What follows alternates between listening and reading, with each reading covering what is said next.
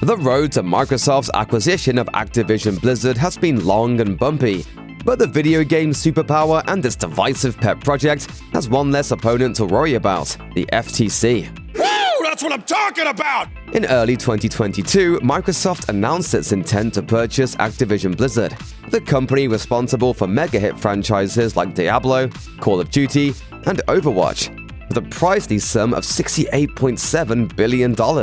Almost immediately, gaming fans started freaking out on all sides, raising questions of what this could mean for the future of the industry. Which gaming series would be changing hands?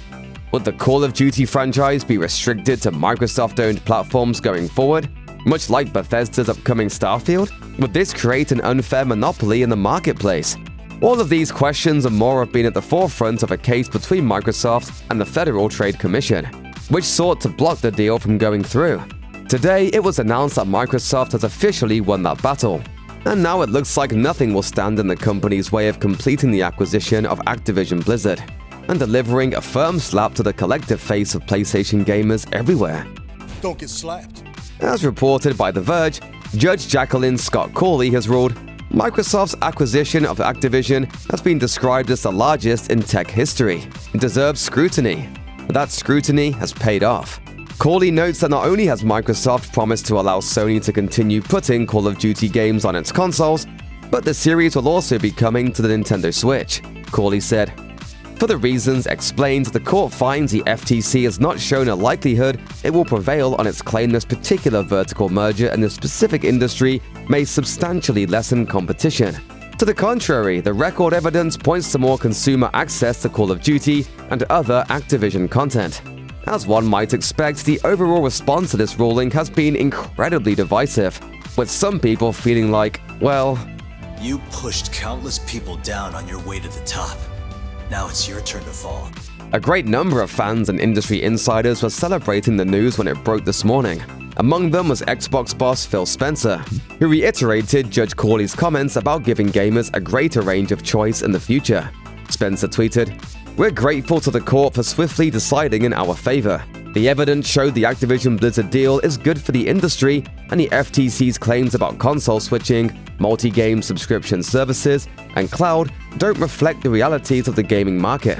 According to Spencer, the deals that Microsoft has put in place will ensure that players will have no problem accessing their favorite titles in the future, despite worries to the contrary. It's worth noting that this isn't the only news to come from the Microsoft camp today in regards to the merger. Microsoft Vice Chair and President Brad Smith announced that the tech company is also working on reaching an agreement with the UK's Competition and Markets Authority, which has also attempted to block the deal with Activision Blizzard in Europe. The CMA's efforts will be paused while the two groups continue negotiations outside of the court. In the wake of the court's decision in favor of Microsoft, PlayStation fans have continued to express their concerns over missing out on Xbox-exclusive content in the future. There may be agreements in place for the Call of Duty franchise, but the worries seem to persist regarding other Activision Blizzard properties. Until Microsoft releases a definitive roadmap detailing its plans for the future of Activision Blizzard, Sony fans will likely continue to have doubts about the deal. You just had your head so set because that's how Xbox people are. Meanwhile, it appears that George Corley's decision is far from the final word on the matter.